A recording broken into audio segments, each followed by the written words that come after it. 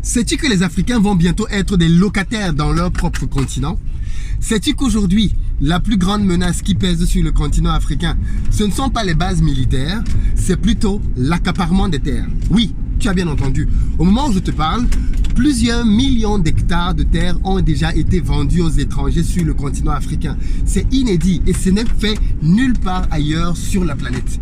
On a des problèmes assez urgents, mais malheureusement dont la population n'est pas assez informée. Et aujourd'hui, je veux parler avec toi de l'importance de l'acquisition des terres, parce qu'il est super important qu'au terme de cette vidéo, tu comprennes pourquoi est-ce que je me suis engagé dans l'achat des terrains en Afrique, mais pourquoi toi aussi, tu dois à ton niveau tout faire pour acquérir plusieurs hectares de terrain sur le continent africain très rapidement. Alors, il faut bien comprendre qu'en termes de proportion, l'Afrique aujourd'hui est un continent qui est très grand, très vaste et qui a l'avantage que 80% de sa superficie arable est encore inutilisée. Pardon, ça veut dire que quand on prend la superficie sur le continent, la superficie cultivable, eh bien 80% de cette superficie-là aujourd'hui n'a pas encore été touchée. Or, partout ailleurs, on n'a pas ce genre de ratio. Prenons par exemple la Chine. La Chine, c'est 20% de la population mondiale et seulement 9% des terres arables et 6% de la superficie en eau douce. C'est-à-dire que la Chine aujourd'hui est dans une équation assez difficile. Elle a 20% de la population, 9% des terres, 6% de l'eau. Qu'est-ce qu'elle doit faire? Chercher des débouchés ailleurs. Voilà l'une des raisons qui amène la Chine en Afrique, en réalité. Les Chinois viennent en Afrique parce qu'ils veulent trouver en Afrique ce qu'ils ne peuvent pas trouver ailleurs dans le monde entier, ce sont les terres. Et ce qu'ils ne peuvent pas trouver non plus ailleurs dans le monde entier, ce sont des gens qui bradent leurs terres. Parce que malheureusement aujourd'hui, nous bradons nos terres en Afrique. Et donc les Chinois viennent ici, trouvent des terres à bas prix, vil prix et achètent des centaines de milliers d'hectares.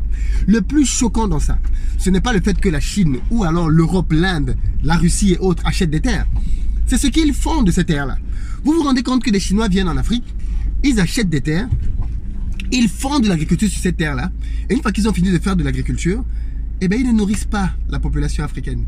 Ils nourrissent la Chine, qui est même un ratio du genre 75% pour l'Afrique et 25% pour la Chine, je comprendrais. Mais non, en réalité, la nourriture qui est produite par les Chinois en Afrique prend des bateaux pour aller nourrir les gens en Chine.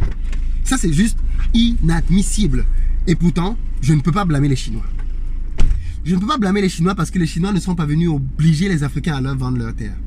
Je ne peux pas blâmer les Chinois parce que les Chinois sont venus en Afrique parce que des Africains, des gouvernements, des dirigeants rendent ce genre de transactions absurdes possibles. Prenons un cas de figure très simple pour que vous vous rendiez compte à quel point le mal est grand. Un pays qu'on connaît tous très bien, le Cameroun.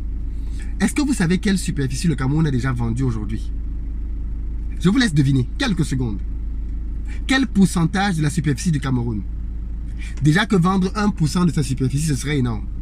Et bien tenez-vous tranquille, le Cameroun a déjà vendu plus de 25% de la superficie habitable.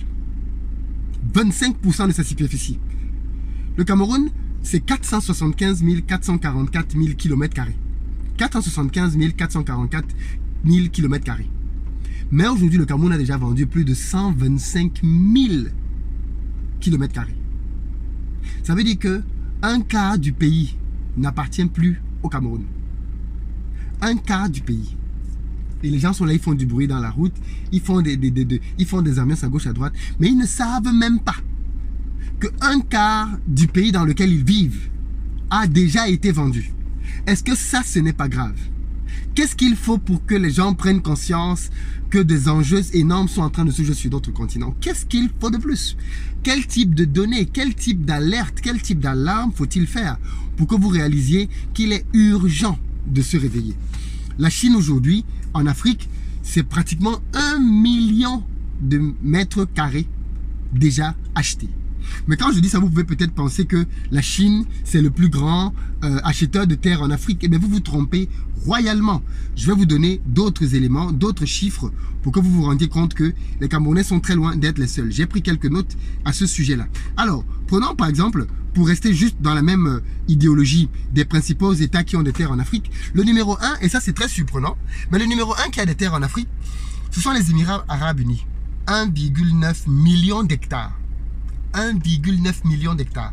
Ensuite, on a l'Inde, 1,8 million d'hectares. Ensuite, on a le Royaume-Uni, 1,5 million. On aime souvent dire que l'Angleterre a décolonisé et elle est partie. C'est la France qui est le pire.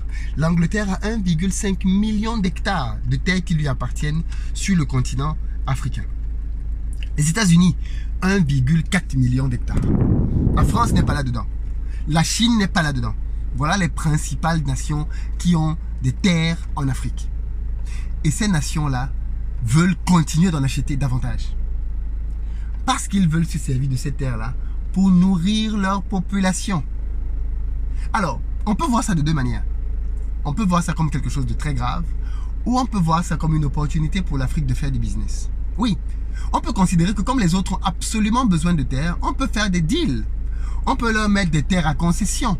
En contrepartie, ils vont apporter, je ne sais pas moi, les techniques agricoles modernes. En contrepartie, ils vont exploiter les terres et mettre 50% de la production, 60% de la production, 70% de la production sur les marchés locaux. Et ça va rebooster nos économies. Ça va permettre que nous ayons davantage de nourriture sur le continent. Ça, c'est une manière de faire du business. Mais comme malheureusement, beaucoup de nos dirigeants ne pensent pas au peuple, eh bien, ils font des deals absurdes. Ils font des deals qui ne profitent malheureusement qu'à très peu, au détriment d'une très grande majorité. Et donc voilà comment est-ce que les Africains sont en train de devenir eux-mêmes locataires sur leur propre continent. Si tu as donc bien compris cette vidéo, ce n'est pas une vidéo pour s'alarmer contre la Chine, parce que là-dedans, la Chine n'est pas fautive. Elle vient acheter et si on lui vend, elle achète. Par contre, ta responsabilité à toi, c'est de te dire, je ne suis pas l'État. Je ne peux pas empêcher aux Chinois d'acheter. Par contre, ce que je peux faire à mon niveau, c'est diminuer le nombre de terres encore disponibles. Donc, ta responsabilité à toi, c'est d'acheter des terres. D'acheter le maximum de terres. C'est un moyen simple mais efficace de lutter contre l'impérialisme et contre la troisième guerre qui est en train de se préparer, qui est celle des terres arables et celle de l'eau. Ton rôle à toi, c'est d'acheter des terres. D'acheter des terres dans ton pays d'origine ou dans d'autres pays. Même si tu es des îles, d'acheter des terres en Afrique. Parce que c'est là que le combat se passe. D'acheter des terres et ensuite de les exploiter. De les mettre en production pour pouvoir contribuer à nourrir la population locale. La question agricole est une question urgentissime. La question des terres arables est une question urgentissime sur le continent. En 2050, ce sera trop tard. En 2030, je pense même que ce sera déjà trop tard. C'est maintenant qu'il faut acheter des terres. Même si vous ne pouvez rien faire dessus pour le moment, achetez-les, sécurisez-les, viabilisez-les. Et au fur et à mesure, vous allez trouver le moyen de pouvoir les exploiter. C'est un peu ce que je voulais vous partager par rapport aux terres arables, mais c'est super important de le comprendre. Il y a un enjeu énorme là-dedans, mais vraiment énorme. Et si on ne fait rien, dans quelques années, on n'aura que nos larmes pour pleurer. Comme d'habitude, je dis, soyons de ceux qui agissent et pas simplement de ceux qui font des révolutions sur les réseaux sociaux. Dites-moi ce que vous en pensez dans les commentaires, mais je pense qu'il est urgent que nous nous organisions pour sécuriser nos terres et empêcher simplement que le pillage continue. À très bientôt.